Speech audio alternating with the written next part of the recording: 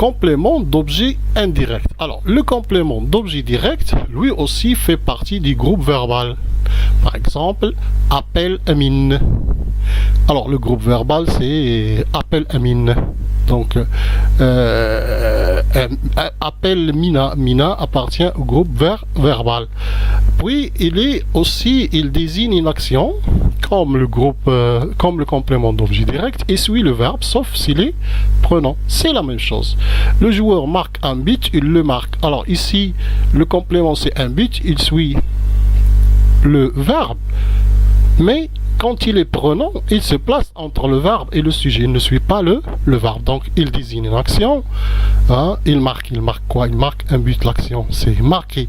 Mais marque quoi? Donc, la désignation de l'action marquée, c'est le but. Puis, il suit le verbe. Donc, il est toujours à droite du verbe. Mais quand il est prenant, il se place entre le verbe et le sujet. Puis, il est toujours introduit par une préposition. Va à l'école, regarde. Alors, voilà la préposition, c'est à l'école. Le verbe plus complément. Donc, ici, il y a une préposition qui à la tête du complément. Donc, on dit que c'est un complément d'objet indirect.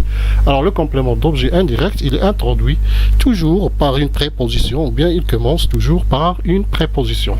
Il répond à la question à qui? Il téléphone à sa maman. Il téléphone à qui? Ou bien, il répond à la question à quoi? Vous répondez aux questions. Vous répondez à quoi? Puis il répond à la question de quoi? Tu discutes de l'anniversaire, tu discutes de quoi? Donc il y répond il y a d'autres questions à qui répond le complément. Donc selon la préposition et les types de proposition. Par exemple, il va avec son père, il va avec qui?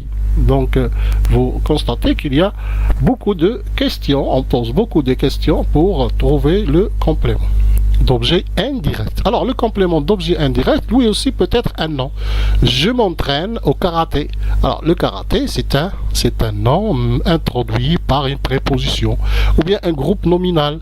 Tu discutes avec tes parents. Avec, c'est la préposition. Tes parents, c'est le groupe nominal. Ou bien un pronom. Il leur demande.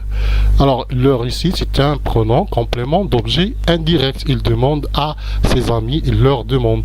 Puis, il peut être un verbe à l'infinitif. Par exemple, les moyens de transport ont permis d'approcher les familles.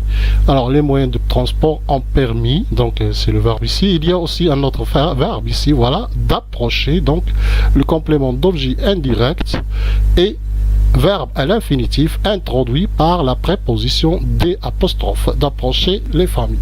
Ou bien il peut être une proposition subordonnée, une phrase. Par exemple, nous répondons à ce que vous proposez. Donc, ce que vous proposez, c'est le complément d'objet indirect. Maintenant, on va passer au